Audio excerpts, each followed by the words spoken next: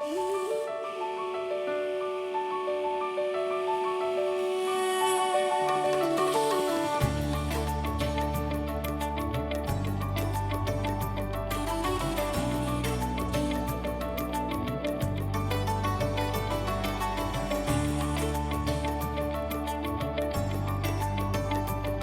Class ஆச்சு, நல்லா இருக்கு, நற்கன்னு இருக்கு.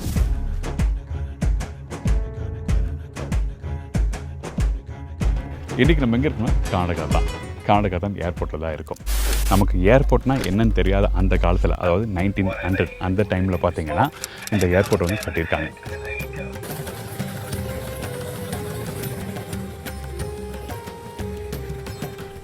இந்த ஏர்போர்ட் பார்த்திங்கன்னா பெரும்பாலும் வந்து நம்ம கமர்ஷியல் ஏர்போர்ட் தான் நம்ம ஆல் ஓவர் வேர்ல்டு ஃபுல்லாக பார்த்துருப்போம். ஆனால் இந்த ஏர்போர்ட் கமர்ஷியலாக உருவாக்கலை. இங்கே இருக்க செட்டிநாடு மக்கள் வந்து பார்த்திங்கன்னா பிஸ்னஸ் பண்ணுறதுக்காக குளோபலாக நிறைய ஊர் ட்ராவல் பண்ண ஆரம்பிக்கிறாங்க. அதுக்கு ஒரு ஏர்போர்ட் வேணும்னு சொல்லிட்டு இவங்க உருவாக்கியிருக்காங்க. ஒரு அருமையான ஒரு இன்ஃபர்மேஷனில், அதாவது ஒரு பிஸ்னஸ் பண்ணி அடுத்த கட்டத்துக்கு இந்த ஊர் வந்து முன்னாடி போகணும்னு சொல்லிட்டு நினச்சவங்க தான் இந்த ஊர் மக்கள். அந்த மாதிரி தான் இங்கே பண்ணியிருக்காங்க.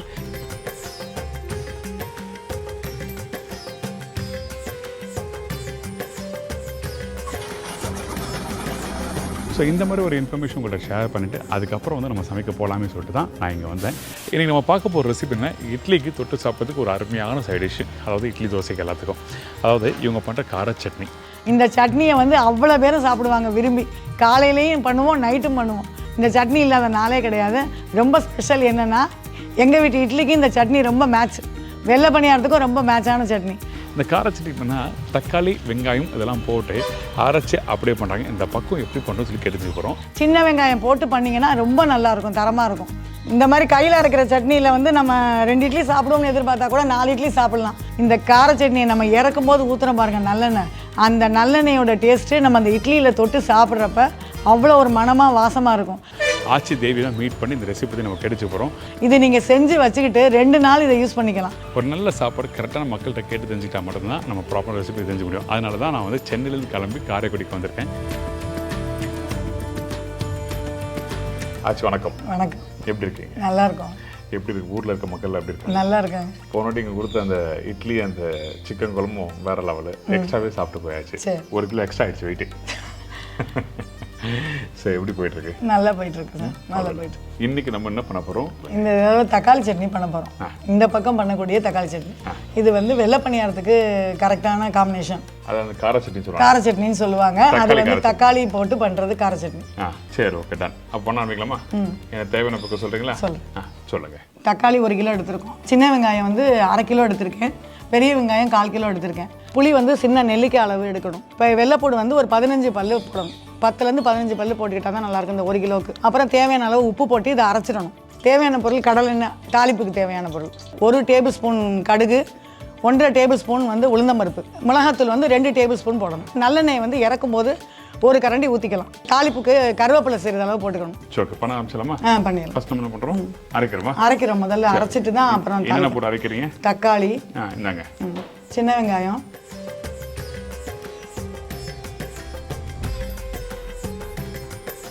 சின்ன வெங்காயம், அப்புறம் பெரிய வெங்காயம், வெள்ளைப்பூடு ஒரு 10 பல்லு, இந்த நெல்லிக்காய் அளவு புளி சொன்னேன்ல. சரி, ஓகே. உப்பு போட்டு அரைச்சிடணும். சரி, ஓகே. அப்புறம் பத்தலைன்னா அப்புறம் பார்த்து அரைச்சிக்கலாம், போட்டுக்கலாம். சரி, ஓகே. ஆட்டும் போது எப்படி ஆட்டுவீங்க? இது பார்த்தீங்கன்னா தெரியும், அந்த அரவை வந்து ரொம்ப இதுவாக இருக்காது. இந்த வெங்காயம்லாம் சேர்றப்ப நம்ம மிக்சியில் போட்டால் ரொம்ப நைஸாயிடும். நம்ம ஆட்டுக்கல்ல ஆட்டினோம்னா கொஞ்சம் ஓரளவு நல்லாயிருக்கும். ஸோ ஒரு 90% சொல்லலாமா? ஆமாம், அது அந்த அளவுக்கு வரும். அப்போ எனக்கு ஆடிட்டு எனக்கு காட்டுங்க. சரிங்களா?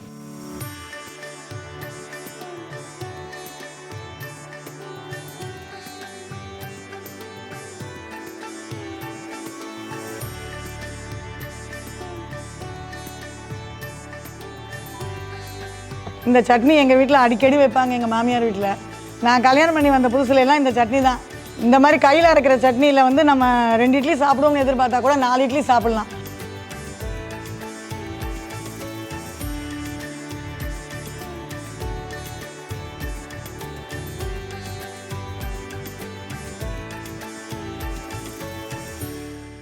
இந்த ஆட்டினதை பாருங்க எப்படி இருக்குன்னு. ரெடி ஆயிடுச்சு. ரெடி ஆயிடுச்சு. இது தாளிக்கணும். ஓகே. ஆட்டினதை பாருங்க எப்படி இருக்கு. பார்க்கலாமா? கொஞ்சம் வேலை அதிகம் தான், ஆனா நமக்காக பக்குவமா ஆட்டி கொடுத்துருக்காங்க. எப்படி இருக்கு? இந்த பக்கம் போதும்ல? இல்ல ஆட்டுக்கல்லில் ஆட்டினால மிக்சியில் போட்டால் இன்னும் கொஞ்சம் கூட போட்டுக்கலாம். இது என்னன்னா இது நம்ம நெருன்னு அரைச்சோம்னா அதோடைய இது வந்து அளவு வந்து கொஞ்சம் கம்மியா இருக்கும். கொஞ்சம் நைஸா அரைச்சோம்னா கொஞ்சம் கூடுதல் கொடுக்கும். அந்த அளவு கூடுதல் கொடுக்கும். அதனால இது ஒன்றும் பிரச்சனை இல்லை. ஏன்னா ஒரு கரண்டி கூட இருக்கும், இது ஒரு கரண்டி குறைச்சிருக்கும் அவ்வளோ. ஓகே.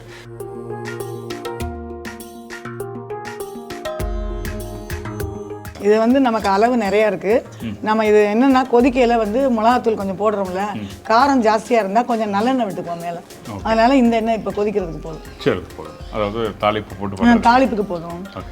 ஆனால் எண்ணெய் இந்த சட்னி கொஞ்சம் ஒரு ஸ்பூன் அதிகமாக இருந்தாலும் தவறு எதுவுமே இல்லை. நீங்கள் வச்சு நல்லா இருக்கும், சட்னி நல்லா இருக்கும். அப்போதான் நல்லா இருக்கும். உடனே எடுக்கிறாருந்தா எண்ணெயை கம்மி பண்ணிக்கலாம். நம்ம வச்சு சாப்பிட்ற மாதிரி இருந்தால் கொஞ்சம் எண்ணெய் இருந்தால் நல்லா இருக்கும். ஓகே. நாங்கள் கடலை எண்ணெய் யூஸ் பண்ணியிருக்கோம், அதுக்கேற்ற மாதிரி நீங்களும் வீட்டில் யூஸ் பண்ணிக்கோங்க. எண்ணெய் சூடாயிடுச்சு. எண்ணெய் சூடாக தாளிப்பு கடுகு போடுவோம். கடுகு அப்புறம் உளுந்தம்பருப்பு. வேற எதுவும் வேணாம், ரெண்டு தான் இருக்கு. இந்தாங்க 1 டீஸ்பூன் அளவு போதும். சரி, ஓகே. இதில் வரமிளகா போடுறோம் நம்ம? வேணாம், வரமிளகா போட்டிருக்கோம்ல. இது மிளகாத்தூள் போடுறோம்ல, அதனால இது மிளகா சட்னி. இது 1.5 டீஸ்பூன் அளவு. ஓகே. கருவேப்பிலை மட்டும் இந்தாங்க கருவேப்பிலை. இந்த ப்ரௌன் கலர் வந்துருச்சு. இல்லைன்னா சட்னியில் இந்த உளுந்தம்பருப்பு ப்ரௌன் கலராக வந்ததுக்கு அப்புறம் போடணும், இல்லாட்டி சட்னியில் வெள்ளை வெள்ளையா தெரியும். Okay okay. கொஞ்சமாக விட்டுட்டு போதுமா? இந்த மிளகாத்தூள் போட்டு கொதிக்க விட்டதுக்கு அப்புறம் ஓகே. இப்போ மிளகாத்தூளா? சரி, ஓகே. எதுக்காக வந்து இப்போ கொஞ்சமா ஊற்றிட்டு மிளகாத்தூள்? எண்ணெயில் மிளகாத்தூள் போட்டால் டார்க் கலராக வந்துடும். சட்னியில் 2 கரண்டி ஊற்றிட்டு மிளகாத்தூள் போட்டு கொதிக்க விட்டுட்டு அப்புறமாட்டி ஊற்றினோம்னா கொஞ்சம் நல்லா இருக்கும். எல்லா சட்னியும் ஊற்றிட்டு மிளகாத்தூள் போட்டால் அது கொதிக்கிற வரைக்கும் இந்த மிளகாவுடைய வாடை ஒரு சில சமயங்களில் வந்துடும். ஓகே. இந்த இது மிளகாத்தூள் போட்டோம்ல, இது கொஞ்சம் கொதி வந்துருக்கும். கொதி வந்ததுக்கு அப்புறம் அதை ஊற்றிட்டு ஒரு மூடி போட்டு மூடி வச்சோம்னா கரெக்டாக ஆயிடும். ஒரு 5 நிமிஷம் 10 நிமிஷம் அந்த மிளகாயோட அந்த பச்சை வாசனை போகும். அந்த பச்சை வாசனை, அந்த மிளகாயோட அந்த காரத்தன்மை ஒரு மாதிரி இருக்கும்ல, ரெடி மாதிரி அது இல்லாமல் இருக்கும். இந்த போட்டு பிரட்டிட்டா புரியுது. இன்னொன்று பார்த்தீங்கன்னா போட்ட உடனே அந்த ரெட்டிஷ் கலர் நல்லா தூக்கி கொடுக்குது, நல்லா இருக்கு பார்க்கறதுக்கு. சரி, ஓகே. சரி, அப்போ கொதிச்ச பிறகு கொதிச்சிருச்சு. இதை ஊற்றிடுவோம் எல்லாத்தையும். இப்போ ஊற்றிடலாமா? எல்லாத்தையும் ஊற்றிடுவோம்.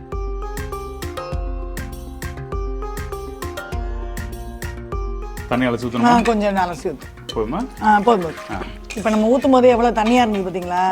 இதுக்கு தான் தண்ணி வேண்டாம், தக்காளி வெங்காயத்துலேயே தண்ணி வந்துடும். ஓகே. ஊற்ற வேண்டாம்னு சொன்னேன். இப்போ நமக்கு இது கொதிக்கிறதுக்கு வேணும்.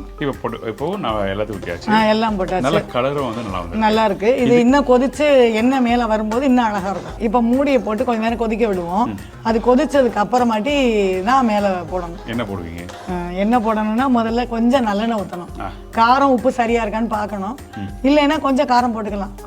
நமக்கு காரம் தேவைன்னா காரம் அதிகமாக இருந்தால் நல்லெண்ணெய் விட்டுக்கணும். காரம் கம்மியா இருந்தா கொஞ்சம் காரம் போட்டு மறுபடியும் மூடி வச்சுட்டு கொதிக்க விடணும். கொதிக்க விட்டுட்டு கொஞ்சம் நல்லெண்ணெய் ஊற்றணும்.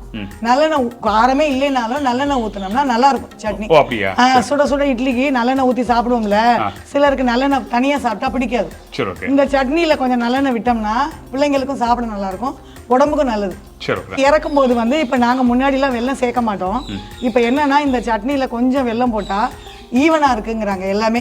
அந்த டேஸ்ட் எல்லாமே, அந்த புளிப்பு இனிப்பு எல்லாமே. அதனால ஒரு பிட்டு சின்ன பிட்டா ஒரு வெல்லம் இறக்கும் போது ஆஃப் பண்ணிட்டு அதை போட்டா போதும். ஆனா வீட்டுல நான் வீட்டுக்கு ரொம்ப போட மாட்டேன். வீட்டுக்கு நம்ம வந்து சின்ன கிண்ணத்துக்கு செய்யறோமா, அதுக்கு வேண்டியது இல்ல. எண்ணெய் போடுறதுனால நான் நல்லெண்ணெய் போடுறதுனால விட்டுருவேன். அப்ப கொதிச்ச பிறகு வெல்லம் முன்னாடி எல்லாம் போட மாட்டோம்.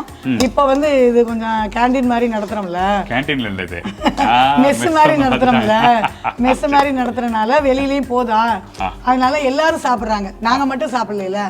இப்ப உங்களை மாதிரி வரவங்களும் சாப்பிடுறாங்கல்ல, அப்ப அவங்களுக்கும் தகுந்த மாதிரி நம்ம டேஸ்ட் கொடுக்கணும் அப்படிங்கிறதுக்காக ஒரு பிட்டு போடுறோம். இது ஆப்ஷன். வெல்லம் உங்களுக்கு தேவைப்பட்டா யூஸ் பண்ணிக்கலாம். ஆனா நல்லெண்ணெய் மஸ்ட் சொல்றாங்க, கண்டிப்பா ட்ரை பண்ணி பாருங்க. உங்களுக்கு எது விருப்பமா இருக்கோ யூஸ் பண்ணிக்கலாம். கொஞ்சம் மூடி போட்டு மூடி வச்சிருவோம், அப்புறமாட்டி எடுப்போம். Okay, ton.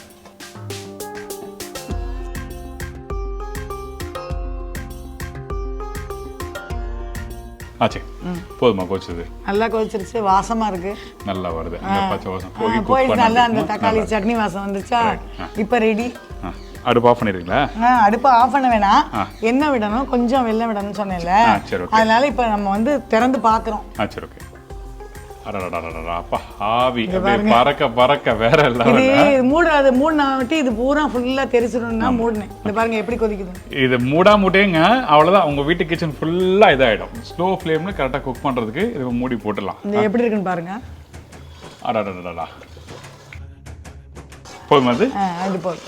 இப்போ எண்ணெய் விடுவோம். எண்ணெய் மஸ்ட்டு சொல்கிறாங்க, அதை நீங்கள் ஃபாலோ பண்ணிக்கோங்க. ஏன்னா அதோட சின்ன ஒரு டேஸ்ட் இருக்கும், வித்தியாசங்கள். ஓகே இந்தாங்காச்சு, எவ்வளோ விடுறீங்க? கொஞ்சம் ஒரு குழிக்கரண்டிக்கு ஒரு கரண்டி அந்த அளவு தான் எடுத்து வச்சுருக்கேன். சரி ஓகே. இதுக்கப்புறம் வெல்லம் கேட்பீங்க. இது கிண்டிக்குவோம் முதல்ல. இந்த எண்ணெய் ஊற்றிருக்கேன்ல, அந்த கொதிக்கும் போது ஊற்றிட்டா அது கொஞ்சம் நல்லாயிருக்கும். சரி ஓகே. இதுவும் ஒரு பிட்டு வெல்லம் மட்டும் அந்த டேஸ்ட்டுக்காக போடுறோம். ரொம்ப போடுறீங்க? இந்த ஒரு பிட்டு சின்ன பிட்டு. சரி ஓகே டன் போடுங்க. இந்த நச்சு வச்சுருக்கேன். ஓகே போட்டு ஒரு 2 நிமிஷம் விட்டுட்டு. ஆமாம் இது விடணுங்கிறது இல்லை.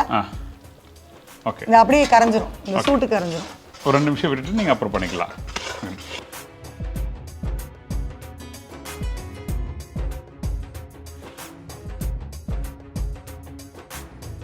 சுட சுட இட்லியோட கொடுத்துருக்கீங்க. சட்னி காரமாக இருக்குதா என்னவோ, நான் கொஞ்சமாக வைக்கிறேன்.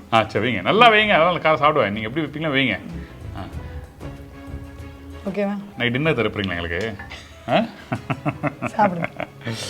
அந்த அந்த 3 இட்லியில் அந்த சட்னி ஆவி பறக்க சூப்பராக இருக்கு.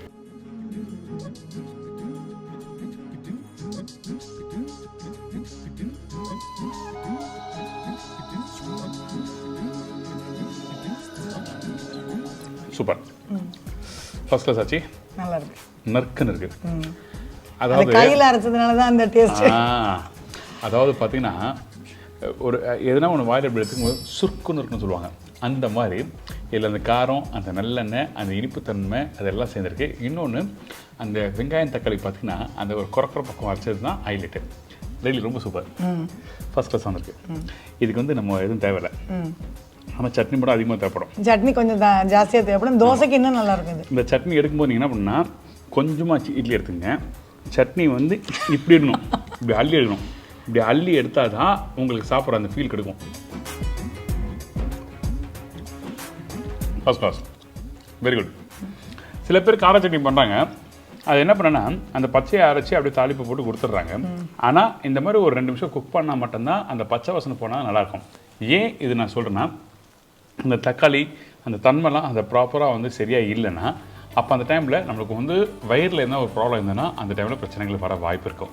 ஸோ அதனால் இந்த மாதிரி தாளிப்பு போட்டு அந்த தக்காளி வெங்காயம் போட்டு ஒரு கொதி விட்டு நல்லா இறக்குங்க. அதுக்கப்புறம் உங்களுக்கு நல்லாயிருக்கும். வெந்த பிறகு சாப்பிட்றது ஆல்வேஸ் குட். இந்த தக்காளி சட்னி எங்கள் வீட்டுக்கு வர்றவங்க எல்லாரும் கேட்பாங்க. எந்த நேரமாக இருந்தாலும் நாங்கள் உடனே வச்சிருவோம். இது இல்லாமல் இருக்காது. காலையிலையும் வச்சுருவோம், நைட்டும் வச்சுருவோம், எப்போவுமே இது வச்சுருவோம். நல்லா வந்துருக்கு. எனக்கு அப்படியே போகணும் தாங்க. நான் சைடில் என் வேலையை முடிக்கிறேன்.